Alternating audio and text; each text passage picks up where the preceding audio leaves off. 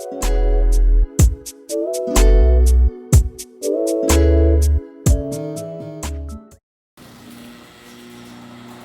what's up guys? Today I'm just gonna do a video because I'm running out of ideas and I haven't done like a full review, I guess, on I've done like walk-arounds and talked about modifications that are done to mine. I'm just gonna do a review on the whole entire Cobalt SS platform, just the turbo.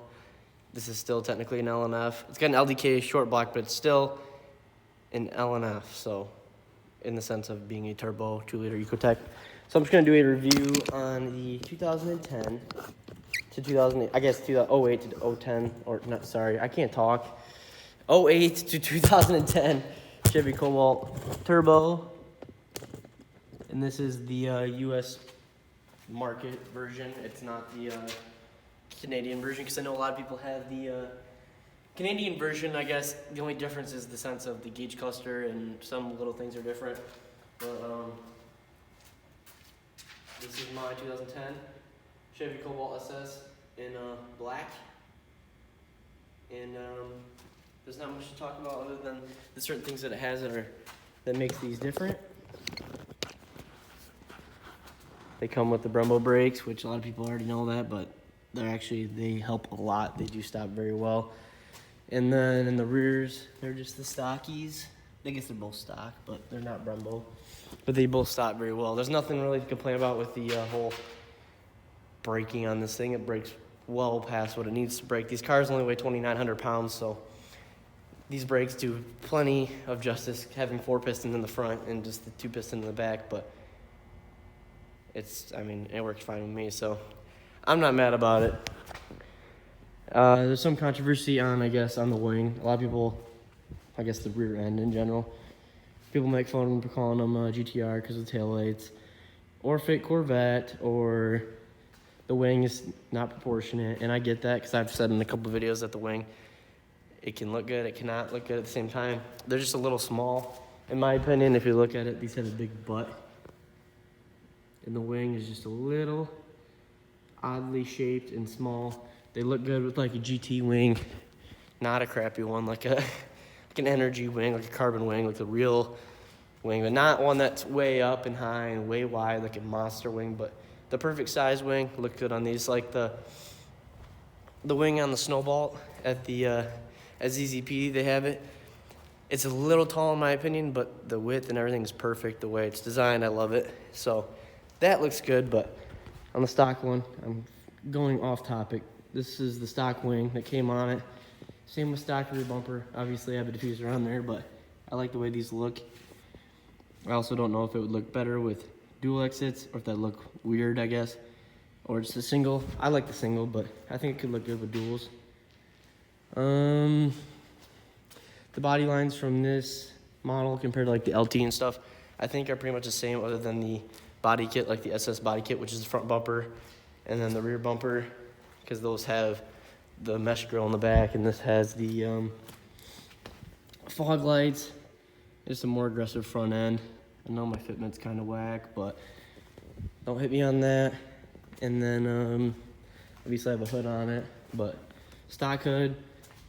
Lines are sweet on it. You can't really catch them that well, but there's a line down the middle and some aggressive lines on the side. But those all look good. I don't think anything really looks bad on these, other than, and I've talked about it in one of my first videos when I made with this, is the interior on these.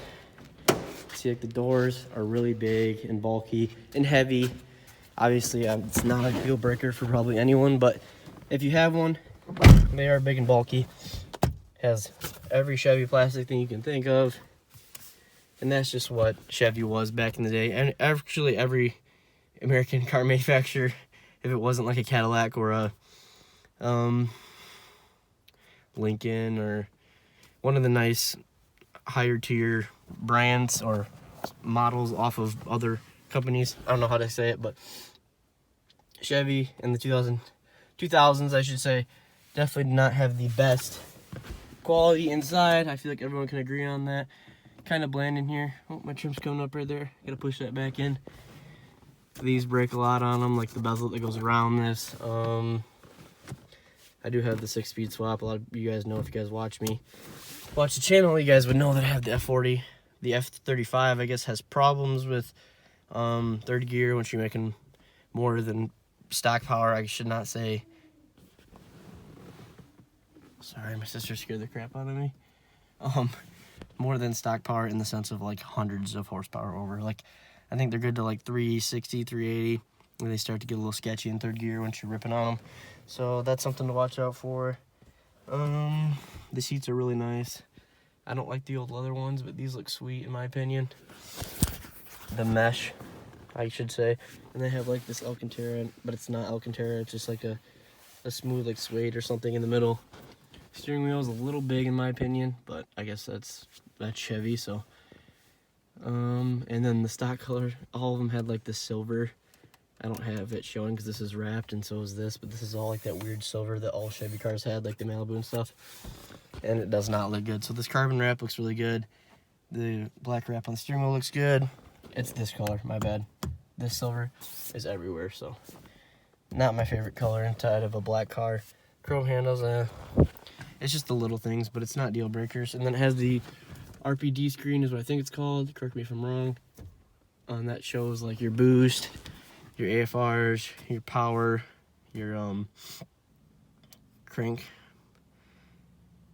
position sensor. It shows spark advance. It shows pretty much everything you need to know. Just connect to the ECU, which is really cool about that. And then it's got the bricky old e-brake right here. It's kind of, I don't know, there's just not much to talk about interior because it's just really 2000Z plastic, which is exactly what Chevy, Ford, and all of them were. So it's nothing to really brag or talk down on. And nothing really else in here. I need to put that trim piece down because that's annoying. It also has a Pioneer system. It's Pioneer speakers all the way around. Tweeters up here on both sides. It has Pioneer speakers in the back. And then it has a little 8-inch sub in the back, which is pretty sweet. I can show you that. And then that's all for inside, to be honest with you. There's nothing really crazy cool in here, but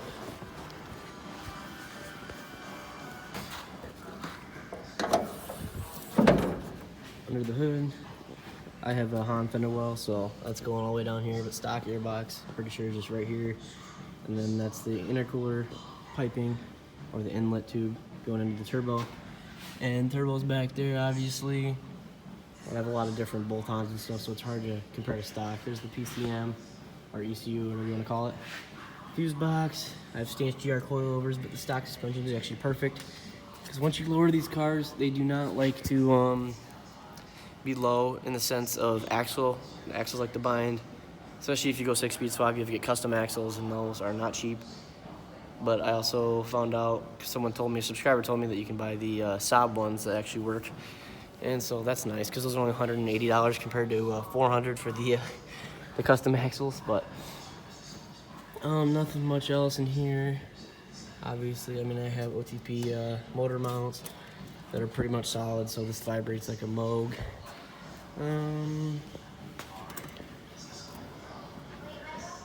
Not much else in here, to be honest with you. I have the DT Moto headlights. Obviously, if you guys watch my videos, you know about that. I don't really need to talk about mods, but they come with 18-inch Corvette looking 5-spokes that are really dope, actually. I like these wheels a lot. I'm not running them right now because I don't like the look of the wheels. I'm gonna get these slicks mounted on these tires so then we can run slicks. It's just too cold to run slicks right now. Those are the rear tires. They're just kind of bunku old tires, but they come with good tires stock. Obviously, you're probably not gonna get stock tires on them because these aren't new cars, but this came with these pair of Enki PF, I don't know. I'm not a wheel guy, but that's what those came with. And then I just have Achilles rubber on it. Not the best. It's like $180 a tire. They're really cheap. I need better tires, I know. I don't know what else to capitalize on. I guess I could talk about just the way these look.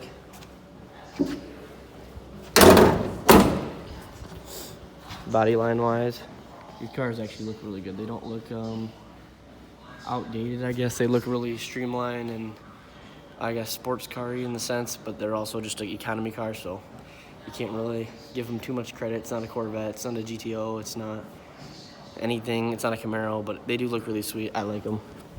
Back right here. They just look good, especially if you do them up. But I don't know what else to get to. I don't know what the stock intercooler looks like because it's always had this one on here. But it's a Treadstone intercooler.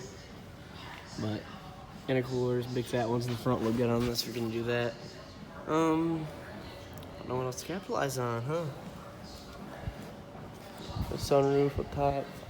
Oh, I'll pop the trunk. That's what I need to do, is pop the trunk. The trunk, I'll talk about controls real quick. There's fog lights right here. That's how you adjust the brightness of the interior. The trunk button's in this little, there it goes, inside this little compartment. And then it does have auto lights. That's the gear gauge cluster. Can't really see. There you go, it goes up to 160, but you know I'll be going past that. Actually, no, I'm not. It does have a competitive mode and a built-in launch control and flat foot shifting. And then it also has, obviously, it's got the hazard button right there, or hazard lights. And then everything's pretty basic, like I said.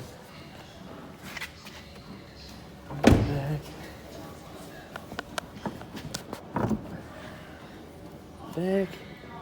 Bunch of space. There's that sub I was talking about. But yeah, everything's pretty opened up.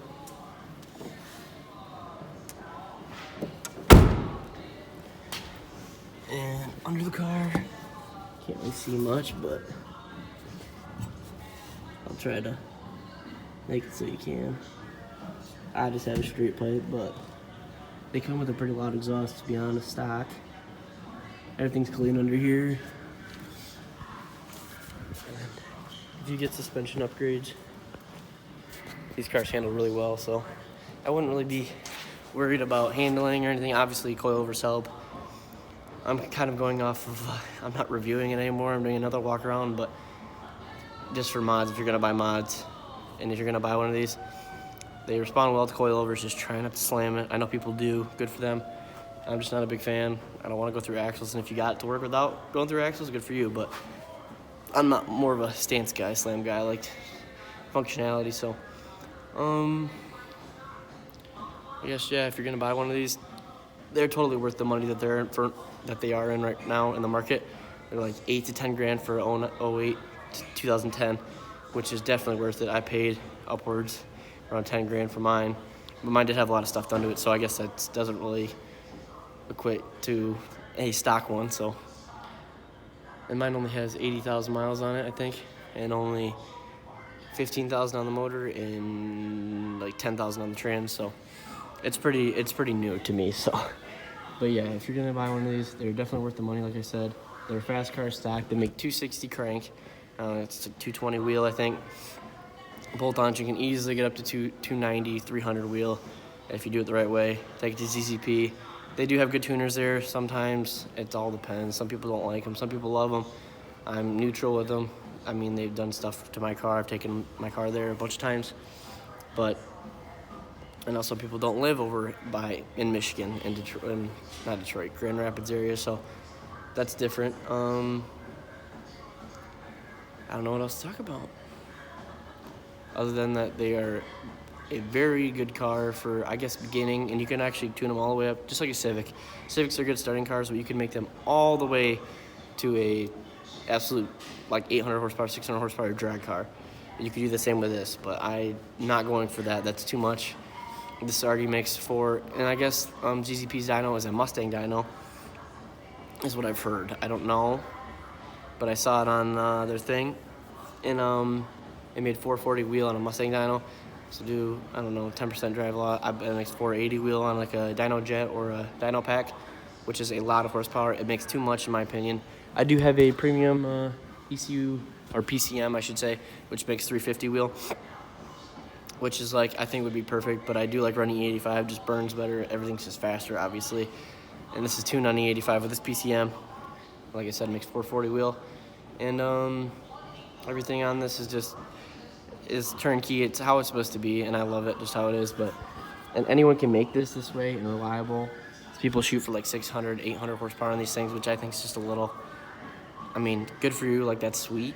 That's really cool. Like, I could make this 500, 550, but I don't want to because it spins enough for me. I don't really wouldn't like having that much power, but it's just the overall summary of this car is that they are worth the money. I would buy one. Maybe they'll cost, if you're looking in the investment aspect, yeah, they're rare. You can get a sedan, those are even more rare, but they're not gonna be like, I don't think they're gonna be like the prize possession in 4 years from now. But they are cool cars. I love them. And I definitely recommend buying one or test driving one or just finding one because they are cool to find. You don't see many of them, and you can make them look pretty good. I think mine looks decent for what it is. I know it's a Cobalt. I know it's hard to make economy cars look good like a Civic, but you can. It's possible. But I guess we're just all right. Sorry, I got a call, but back to what I was saying. I summarized this all up. These are definitely worth looking into, in my opinion. I never liked them before until I saw this one, and I fell in love with it. I love the car. So definitely go check one out, and I definitely recommend trying to find one, looking at them. There's a lot on sale, a lot of the supercharged ones. If you can find a turbocharged LNF, I'll wait to 10. That's definitely where I'd be looking. But if you're down with the supercharged, if you want that instant power, then buy an LSJ, but that's not me. And I hope you guys enjoyed. Sorry it was a really long video. Sorry I was kind of all over the place. Hopefully you guys could understand what I was trying to say. And look into my other videos if you want to see all the things I've done. I have tons of videos on this car, so if you want to look into there, please do. Make sure you guys comment, subscribe, and I'll catch you guys later. Thank you guys.